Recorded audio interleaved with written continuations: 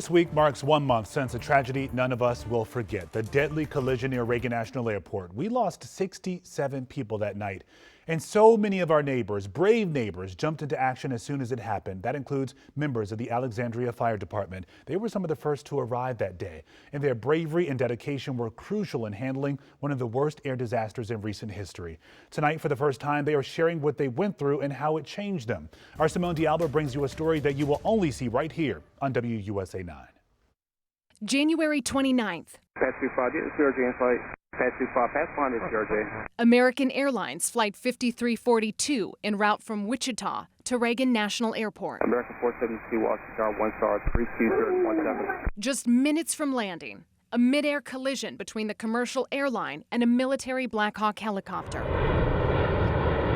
A little over 2 miles from Reagan National Airport, you'll find Fire Station 204 in Alexandria, Virginia. That evening we had pot roast for dinner, and we were just kind of like settling in for the night. For Fire Captain Nathan Krause and his crew, I was working on some paperwork. what was largely an unremarkable routine evening changed with a single call. We heard a report of the plane crash, and it was, all hands on deck. Captain Krause came over the intercom and was like, "There's a helicopter, we have to go. On the boat now."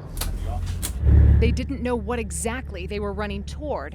They just knew they had a job to do. It is Alexandria's only fireboat. Into the black of night. So when we came up to DC, this was where the helicopter was at. And onto the icy waters of the Potomac. We were quite literally and figuratively in the dark. And all of a sudden we smelled it. We were like, that is jet fuel. The crew immediately saw debris. Sensory overload. The smell of jet fuel overpowering. I thought we were looking for maybe a couple people, if anything, but I didn't realize we were looking for 60 plus. So that's kind of when reality hits you pretty quick. So that's pretty horrifying. The sober reality setting in. Saving lives became their sole focus. Our mission, there's going to be people in the water, so let's save them. That was it. And though we were all realizing what we were seeing, we were still dialed in. It was like, it's time to work. What do you remember the most? We were standing on the front of this boat with flashlights, and we were looking for survivors, victims. It makes it a little more personal when you start seeing, ice skates in the water and suitcases and victims and wedding rings and Apple Watches. For many of the first responders, this rescue and recovery mission was personal. I grew up in Annandale. These first responders were trying to save members of their own community. I don't know that you could ever really be prepared for what we saw that night. Just not knowing what to expect was coming at us, and kind of processing that in the moment as well as afterwards is something that I'm still trying to figure out day by day. Captain Krause grew up in Silver Spring. To be able to bring those families some sense of closure, some sense of peace, what was that like for you to finish the job you set out to do? Ultimately, they brought some closure to families as they recovered some of the passengers. There are first responders that responded that night that had friends that were on that aircraft. We're going through this together. Long after the sirens fade, long after the wreckage has cleared, the emotional toll remains. We're out to change people's lives and make saves, but we couldn't that night, so that's what made it difficult.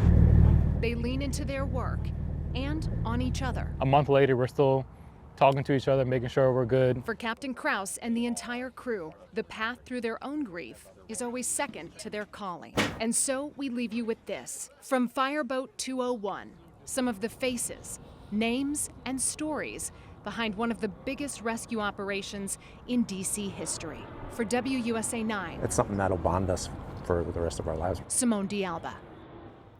I did. Yeah, it's powerful, right, Yeah. to hear their stories. I did want to mention Alexandria Fire was explicitly clear. They said, there were hundreds of first responders from all across the DMV, and they really acknowledged the team effort. It placed the collaboration. Captain Krause said because they knew so many of each other within the departments, it actually helped them be more efficient. It helped them work together in just unimaginable circumstances. Yeah, they really had to lean on each other. I remember that night we were getting those details trickling in bit by bit, and we kept thinking of those first responders who were right there.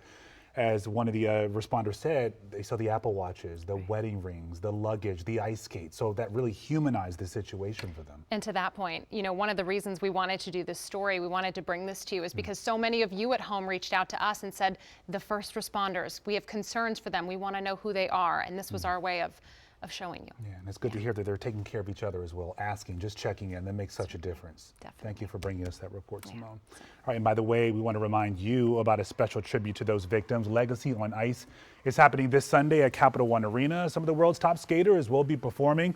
All the money raised will benefit the U.S. Figure Skating Family Support Fund, the Greater Washington Community Foundation, and the DC Fire and EMS Foundation. We have ticket information on our website right now. It's WUSA9.com.